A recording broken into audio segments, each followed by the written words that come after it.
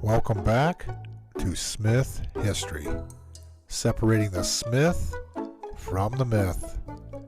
I'm your host, Brian Smith, family historian, truth teller, and equal opportunity offender. Tonight, I continue part 3 of my ongoing saga, malaprops, mistakes, and miscommunication.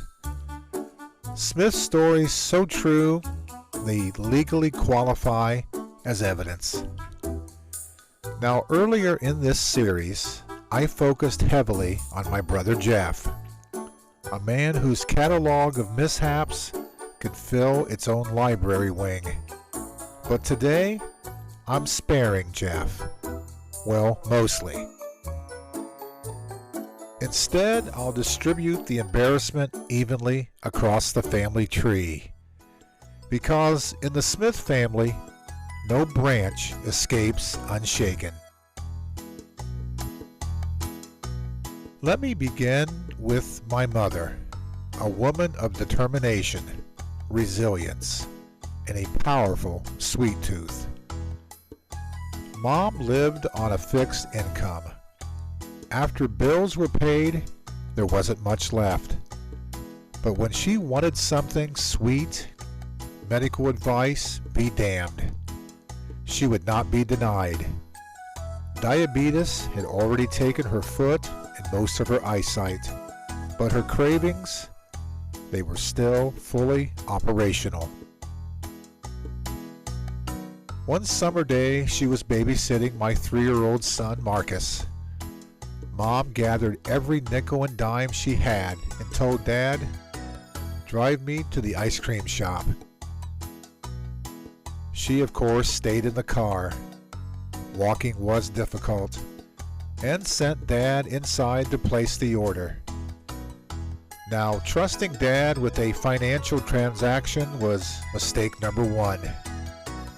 But Mom had hope. Dad had ordered 3 cones. One for himself, of course, one small one for Marcus, and Mom wanted a large cone. Dad devoured his cone while waiting. Fast, efficient, no witnesses. Then Marcus got his cone. He ate it, wore half of it on his shirt, standard toddler behavior. Now came the most important one, Mom's cone. Dad exited the shop, holding it proudly. And then, inexplicably, he handed it to the 3-year-old Marcus and said, "Here, Marcus, take Grandma her ice cream cone." Folks, handing a large ice cream cone to a 3-year-old and expecting delivery is not parenting. It's taking your life into your hands. Marcus waddled those 15 feet toward the car, which to a toddler is like the Oregon Trail.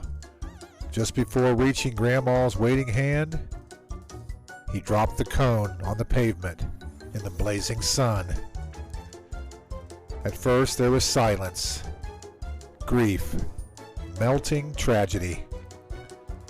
And I cannot repeat what my mother said to my father at that moment. This is still a family-friendly podcast.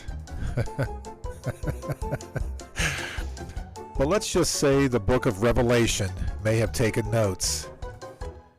Mom had no extra change, no backup funds, and no ice cream.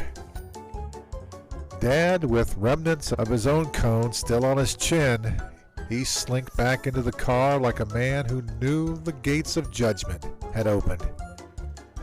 Until the day she died, my mom brought up things my dad did 50 years later. And even on Mom's final full day on Earth, Dad managed to aggravate her. It may have been the last straw that sent her heavenward bound, just to get some peace.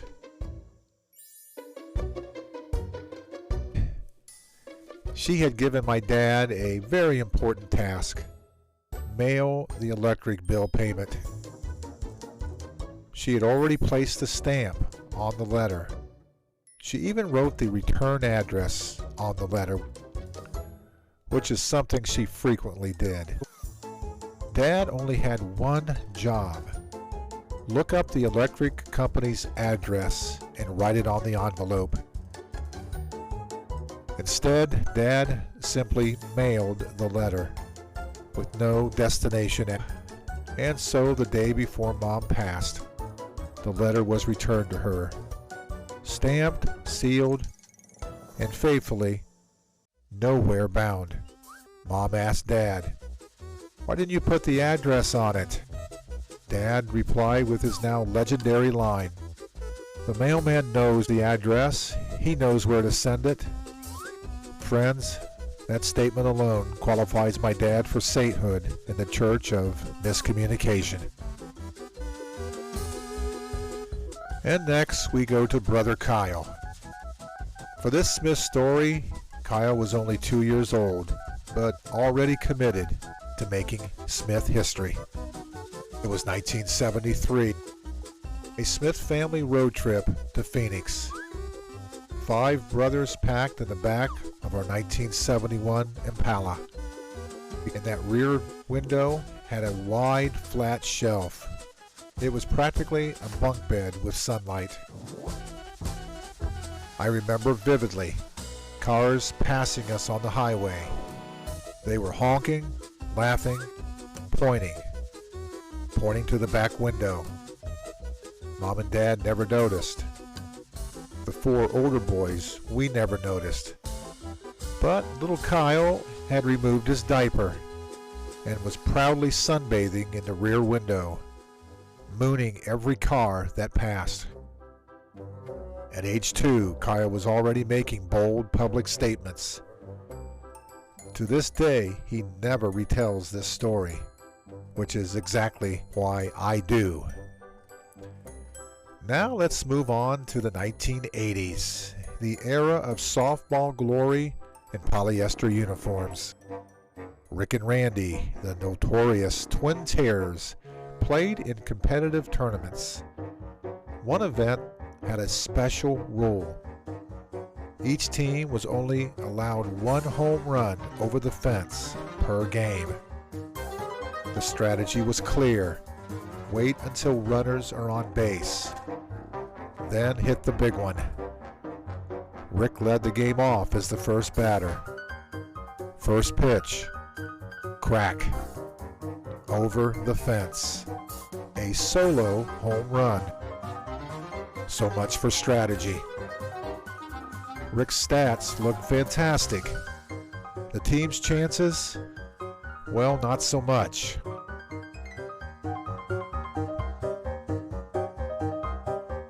Rick and Randy almost had a brouhaha right there in the dugout, and they were on the same team. In the Smith family, even cooperation becomes competition. And now a brief return to Jeff, but this time just a cameo. Jeff was master of ceremonies at his stepson Aaron's wedding. After the wedding, there was a beautiful luncheon. And everybody knows the rule: the bride and groom are served first. Everyone knows that. Well, everyone except our dad. While Jeff was reading jokes off an index card at the mic, Dad casually strolled to the buffet, and he filled his plate first, before the newlyweds.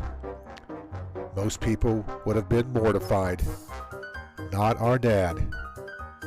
In fact, I've never seen a man laugh harder or take greater pleasure in committing a wedding faux pas. He reveled in it, like a prank pulled on society itself. And honestly, it taught me something valuable. Don't take life too seriously.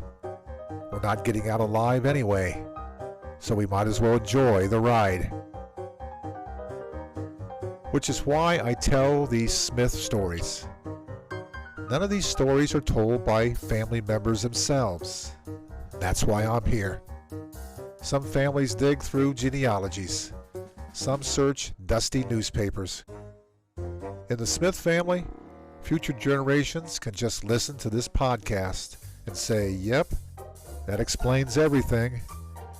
And if mom and dad are listening from above, I hope they're laughing, because we all survived these moments. We learned, we loved, and now we remember with fondness, not regret. And while I thought this would be a single episode about Smith gaffes, it seems this may be a mini-series all its own. The grandchildren listening may not believe these stories, but I can certify every word is true. No one should be offended. If you were a part of the story, it simply proves you're human. We lived, we learned, we laughed. And that, my friends, is the story behind the story of the Smith family. My name is Brian Smith, and we are history. I like cookies and cream, each is so divine. Come outside, it's ice cream time. It's the ice cream truck, hear it chime. Popsicles and cones in the summertime. There is chocolate and vanilla, strawberry too.